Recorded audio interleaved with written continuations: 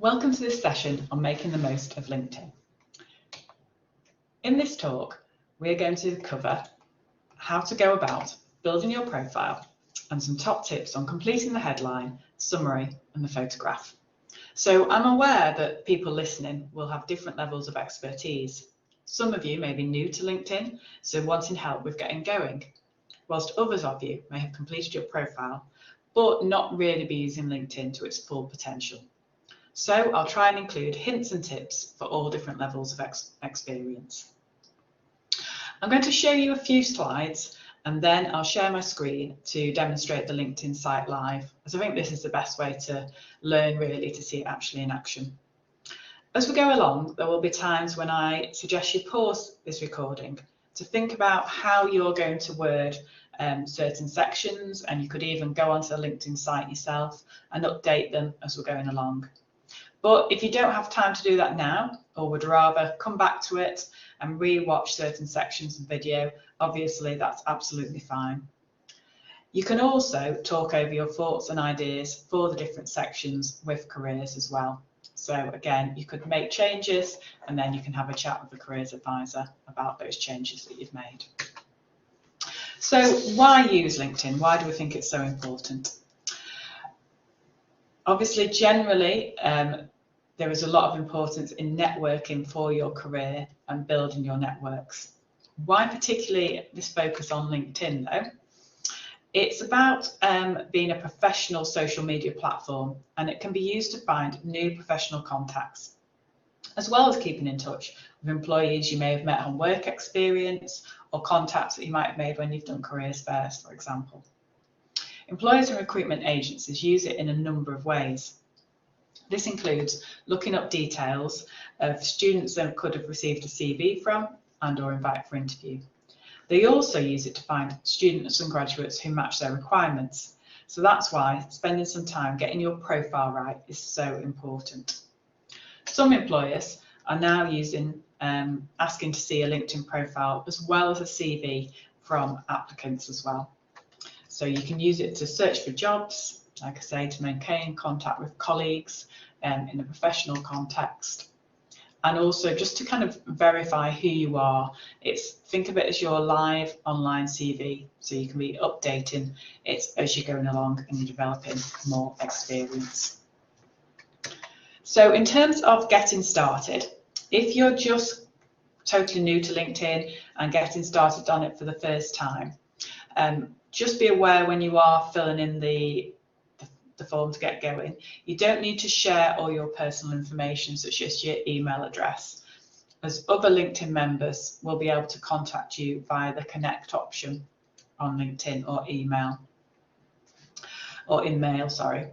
You will also be asked to add an industry. So if you know what you want to do, then you can include the industry here. So say you know that you want to go into media or marketing, law, for example, you can put that as the industry. But if you're not sure, then selecting higher education is a good default option.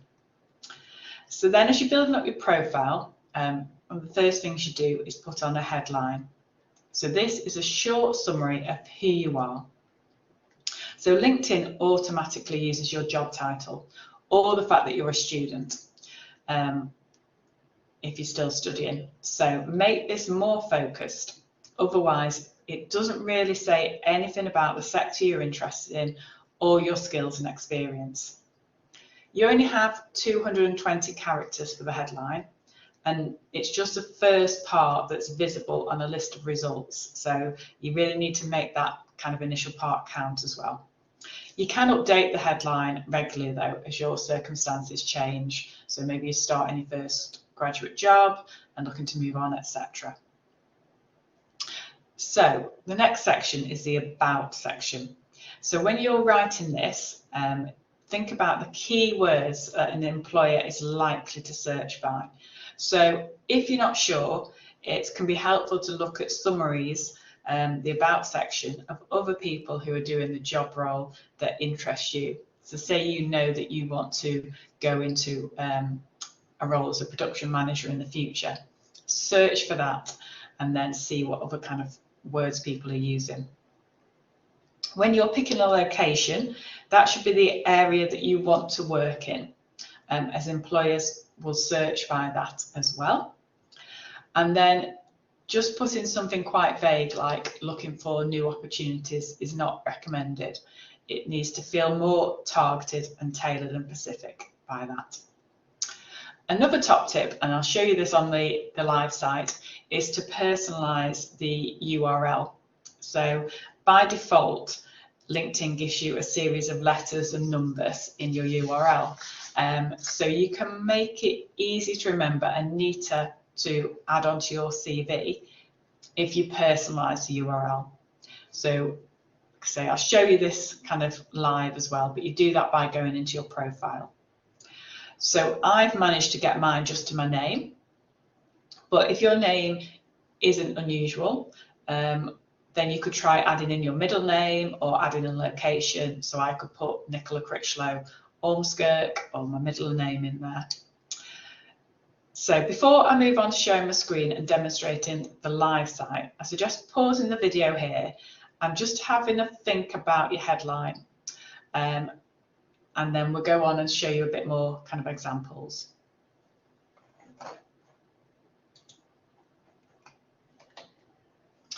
Okay, so I hope you found that useful, just having a little think about your headline. The next thing we want to go into a bit more detail before moving on to the live site is the About section. So this is like your lift or elevator pitch, which you might have heard of before. It's where you want to think about what makes you unique. You need to be concise and specific, as you need to grab people's attention quite quickly and keep them engaged. So within the About section, think about what motivates you, what you're skilled at, and very importantly, what's next. Think about what you've accomplished, what are your strengths, what do you offer an employer. Again, look at other people's profiles, other people's About sections who are doing a job similar to the one you want to enter. What skills are they listing? Also look at job adverts. What skills tend to be required for the kind of roles that you're wanting to go into, and include them. Write this section in the first person, I using I, as this helps to make it seem more conversational and it flows better. So there's no spell check, again top tip, no spell check function on LinkedIn. So I suggest writing your About section in Word and then copying and pasting it into LinkedIn. Also, LinkedIn doesn't offer an insert symbol function, so copy and paste from Word into LinkedIn, as this copies over most standard symbols as well. So if you are wanting to put the bullet points in like this, if you do it in Word and copy and paste it, then you will be able to get the bullet points here. So again, you could pause the video now and have a work on the About section. Once you've done this, you can speak to careers about your About section and get some feedback and advice on it as well. Okay, so I'm now going to go onto the live site and demonstrate that for you.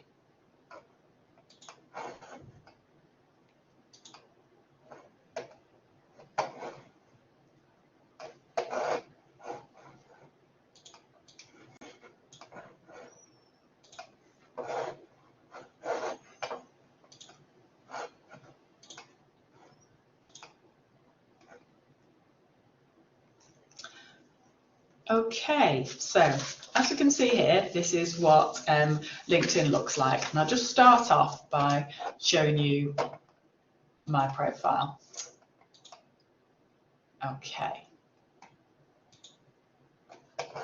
So see here, I've got a Head and Shoulders picture in here. So with LinkedIn, you are more likely to be found by employers if you have a photo on there. So it's recommended 14 times more likely to be viewed.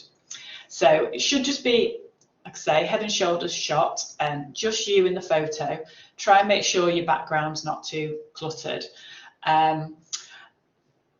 Unlike a passport photo though, you can smile. You don't have to look glum like you do on the passport photos.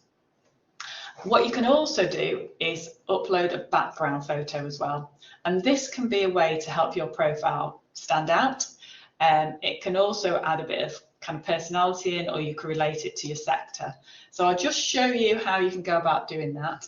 So you click on the photo there, you can do edit profile background, and then you can select what you want to put in there. So I'm just going to go into my save pictures. Oh, actually, I'm going to use the Catalyst one.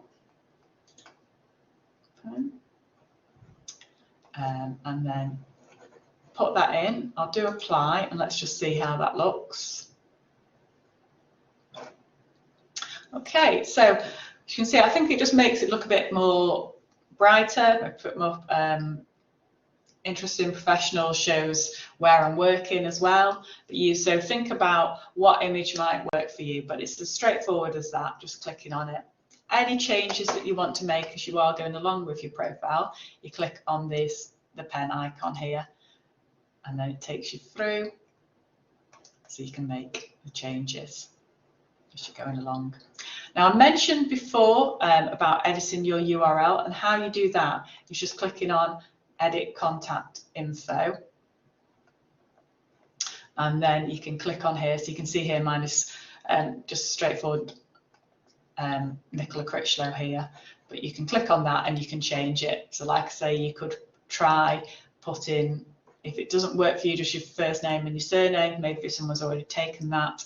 You could try with your middle name in, or you could try with a location at the end, or even just, you know, your name 123 will still be more straightforward than what you're automatically assigned by LinkedIn. Okay, so just close that down. Another new feature is if you are job hunting and actively job hunting, you can click on this open to, and you can show that you are looking for a new job. So you can click on that, and then what that does is put just like a green line around your profile picture saying open to, and you can say either immediately actively recruiting. You can see who sees that you're open as well. So it's only recruiters or all LinkedIn members can see this. So say you don't want everyone to know you're looking for work, you can put it according to that. And then scroll down, you see here I've got the about section. So your experience in your education, the experience can include part-time jobs, volunteering, as well as any placements, work experience, etc. that you've done. In each case, think about what you've accomplished, think about including those positive action words, think about the skills that the employers will be wanting to see for the roles that you're going to. You can also think about adding any videos or photos to your work, which can help bring it to life. So say you are wanting to go into something more media type related, you've done some camera work, etc. Think about what you can maybe include there as well. So the education section is similar to your CV, with the most recent education first on there. So it's a while ago since I graduated, so I have just put literally the details there. But for people who've graduated more recently, include more information about your degree. What have you done for your dissertation? What group projects did you work on, etc. Again, to bring it to life a bit more. It's about creating a dynamic, visually appealing representation of your professional journey. Okay, so that's having a go at that. And then in terms of making the most out of LinkedIn, so for those of you who might have already done this, got your profile set up, but maybe feel that you are not utilising LinkedIn to its full extent, I'll just show you some ways to go about doing that. So your search box is always kind of key, really, thing to kind of keep coming back to. So say you are interested in something like going on and becoming a marketing executive. You can put that into your search box, and then you can look for people who are doing that role. So this can be helpful in different ways, because you can click onto their profiles to give yourself hints, ideas, tips of what to put in your about section, what to write in your headline, what skills they are typically listing. It's also useful though, because you can get some ideas of where people are working, who recruits for marketing executives, because there might be job roles on there that you've not thought about, or companies who might recruit you not thought of. Because let's have a look. I was looking before at a paralegal. So let's have a look where people here who are doing that job. So you've got solicitors on there, but then you've also got things like paralegal at Manchester Metropolitan University. I saw before there was paralegal at the Cooperative Group. So you might be thinking, oh yeah, paralegal, just look at law firms, but then there are also other places that you could look for that as well. So it might just give you that kind of inspiration when you're doing that. So you've got that. Let's go back to our marketing. So we showed the people there. So if there is someone who you think that you might be interested in connecting with, I'll just show you another example of someone who I have done some work with. Tanya.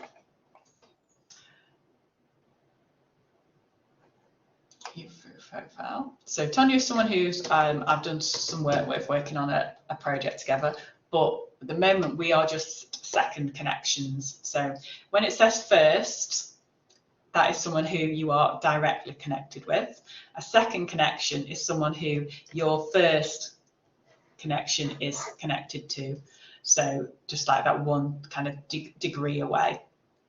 So if I wanted to link in with Tanya, the most effective way always to make these connections is to add a note.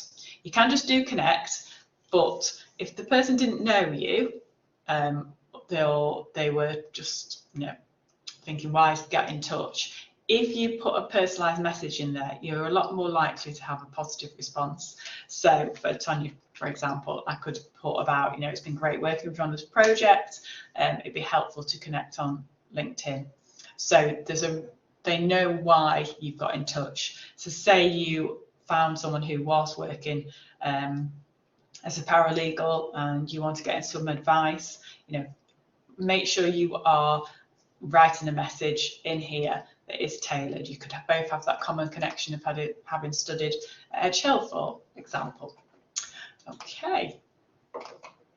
Let's go back to the marketing executive. So you've got your people, so doing the tailorized message, personalized message. Also, you can look for jobs as well. So you can look and filter it by date posted. Experience level can be helpful if you are after, say, an internship, entry-level position. You can say if you're wanting to work on site, hybrid, if you've got any particular companies in mind that you really like to work for. And you can also set an alert as well. So say here, if you are wanting to be updated of new positions coming through, you can do that here too. And the all filters means that you can have a play around. You can change the location here as well. So if you're only wanting to know about jobs in the Manchester, Liverpool, the more local northwest area, you can tick that and so on. Okay, so that's really great to have a look at the job area. So if we click back on the home, show you a few more things. So with an example of the marketing executive. So we've done the people, we've looked at the jobs. You could also see if there's any groups that might be worth joining as well, because by joining groups, you're getting access to a wider range of people. And it's also, by joining groups, a good way to get your name known. So you can participate in groups. So look for ones where there's quite a few members, and then take part in them. So say I wanted to join, might be most relevant, a social media marketing executive network. Say I thought I might wanted to get into a role to do with social media. Then you can ask to join the groups. And then what just happens with that is you just tend to be approved. They check that you are a real person, and then you can take part in that. I'll just show you a group that I am a member of. So this Jobs in Sports. So you can see here I've got different posts coming up. There might be job adverts on there as well. So you see here you've got a physio or sports therapist required. You have people sharing more information on different posts, etc. So it's a good way to find out more about what's going on in the sector as well. So I'd really advise following the different groups, taking part in different groups. And then if you've got a company that you're interested in working for, you can also follow that organisation. So say I thought I might want to work for it.